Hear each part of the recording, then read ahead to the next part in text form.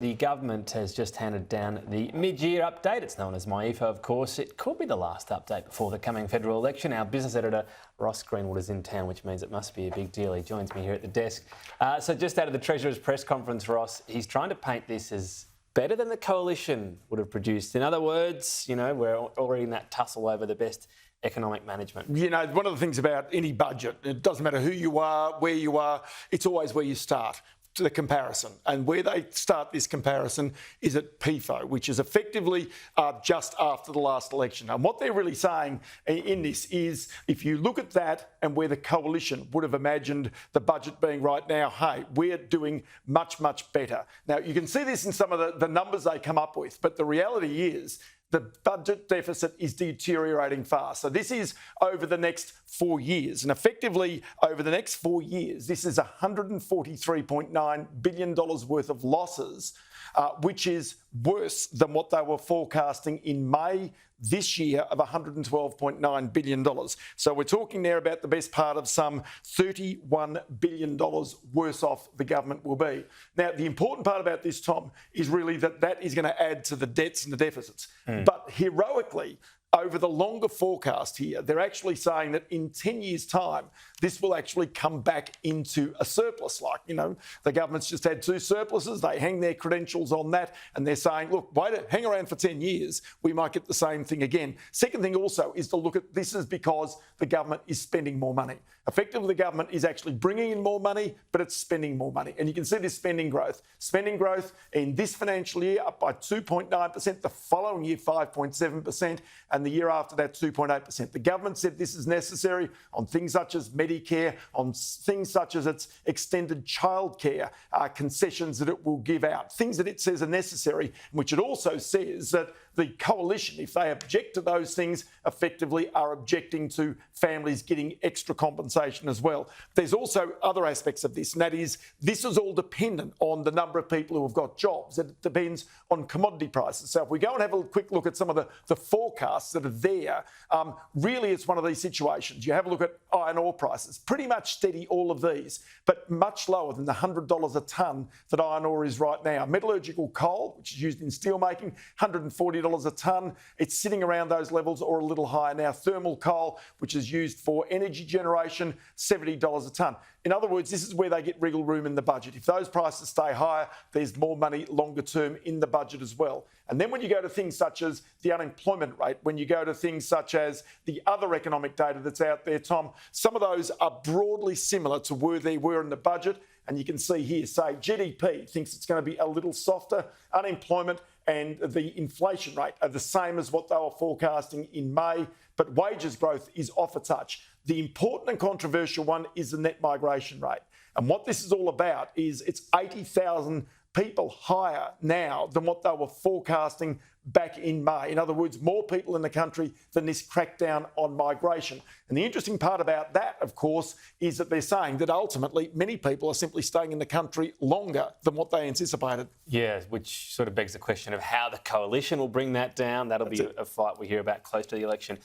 I want to drill down on this. There's all these different figures, and when Labor says we can't, you know, who would stop this spending on aged care, on index payments, doesn't it come back to the real figure here, spending as a percentage of GDP? 100%. So it's 27.2%. That's really high. Yes. Slightly lower than COVID times. That's right. Way higher than before. But you have to say also that one of the highest spending governments that we've seen in the past sort of almost 20 years. Now, if you take outside the periods of the global financial crisis, of the 1990s recession, of the crisis of COVID, this is the highest spending government that we have seen. And I think Australians would recognise that, because it's not as though they're not getting revenue. They're getting lots of revenue in through the door. There's extra tax takes that are coming in through so many people working right now and through bracket creep, but they're also spending at a pretty decent clip as well. Which brings us back to this. If you want to deliver the surplus we spoke about in 10 years or earlier, you have to either bring down that spending, and it doesn't have to be in cutting aged care, whatever it might be. You find other areas, or you say, this is the new normal, ageing population, whatever it might be, we need to increase taxes, because otherwise you retain a structural deficit. And that means unless you're having a great year, you have a deficit. Well, that's how you're going to sell that, though. How are you going to sell increasing taxes? There's another way of doing it, which I suspect is what the Treasurer's plan would be beyond the next election. And that plan would be to grow the economy faster. If you grow the economy faster, a lot of the ills of your spending disappear very, very quickly. But for that, you've got to have the Chinese government basically stimulating its economy. You've got to get the Chinese consumers back in spending. But one thing I did do is just talk about this issue about households. They've been in recession for 2 years now. And so personal recession. So the important aspect of this is really, and one other aspect of it, is that the government has basically taken in almost $18 to $19 billion of extra taxes in this financial year since the budget. And yet in the first year of the stage 3 tax cuts, $20 billion. So let's go to a question I asked the Treasurer about this as to whether he's the Treasurer who's giving with one hand but taking with the other. The reason why I don't agree with that is because the number that you refer to is bigger than tax. And so I think the tax upgrades in this mid-year update, if you take out, well, the Commonwealth upgrades, which take out the GST and some of the other things, is about $7.3 billion. And that's about a third of the tax cuts, and it's less than a tenth of the average upgrade over the last 4 updates. And so we've had a very, very small upgrade to revenue, nothing like we've become accustomed to in the last few, and so the income tax cuts are much bigger than that. And I'd also say that it's not coming necessarily from the same places. Ordinarily, not in this update, we've had a write-down in company taxes, but in the last few updates before this, one of the big drivers has been company taxes. And so it's not quite comparing apples with apples. We're providing income tax relief for every Australian taxpayer for good reason. To give them a bit of help with the cost of living, also to return bracket creep in the way that makes the most economic sense. And we're proud that those tax cuts are flowing right now because we took a political risk to deliver them, but we know that they're doing good. So, Tom, that's an interesting argument for households to think about because they're still feeling the pinch despite the tax cuts, despite those energy bill relief that the government's already handed out.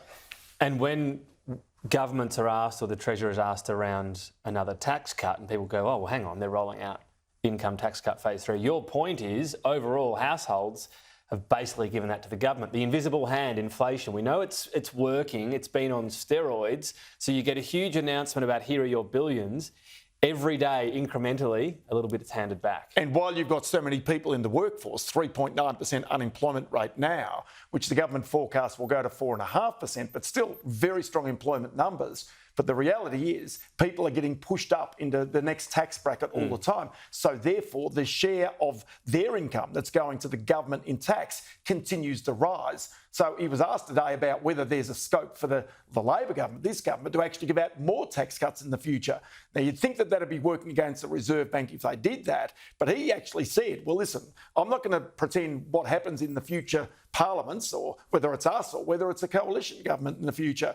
But there is going to be always an argument about bringing tax rates down. And this is to that very argument about bracket creep is taking away some or much of what is being given by the government in these stage 3 tax cuts. You said before, good luck for a government to sort of raise taxes or cut spending. What about indexing tax rates? Well, that's as you call it, the silent hand. It just keeps on coming in for them. Ross Greenwood, thank you. Good analysis there of MyEFO, the final big political day of the year, if you like.